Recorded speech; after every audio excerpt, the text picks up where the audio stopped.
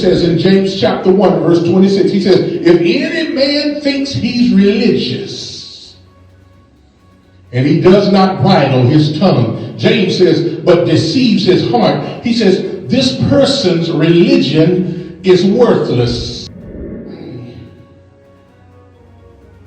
Grew up being raised early on primarily by my grandmother. So I guess I had what many used to call an old-time way upbringing. I wasn't allowed to talk when adults were talking. Sometimes I wasn't even allowed to even stay in the same room.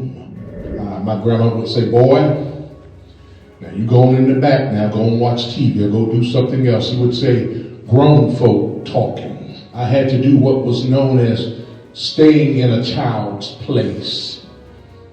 And I remember that once I started thinking I knew more than my grandmother.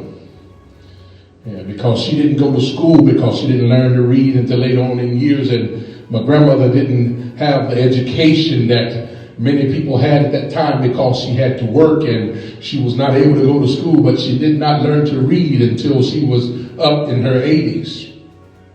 And I thought I would correct her on her speech. So every time Grandma would talk, I found a way to correct her because I thought that I was smarter than she was. She had reached her limit. She got tired of hearing my mouth, and she said, watch your mouth. She said to me, she said, you know what? I didn't raise your daddy to talk like that. She said, and I'm not going to raise you like that. She said, in fact, if your daddy heard you talking to me like this, he would spank your butt. I'm almost about to do it myself. The way you are talking, come on somebody.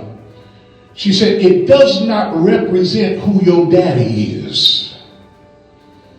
And I often wondered, I couldn't help but wonder, beloved, how often have you and I as believers, how often have we had words that came out of our mouths that did not represent who our God is? I hear folk all the time, folks say, you know what, I'll tell you off. I'm going to speak my mind. I'll cuss you out. I'll put my religion up on the shelf and I'll speak my mind to you. Can I say something to you here? Why are you speaking your mind, child of God? Come on, somebody. You need to make sure whatever it is you're speaking is acceptable unto God.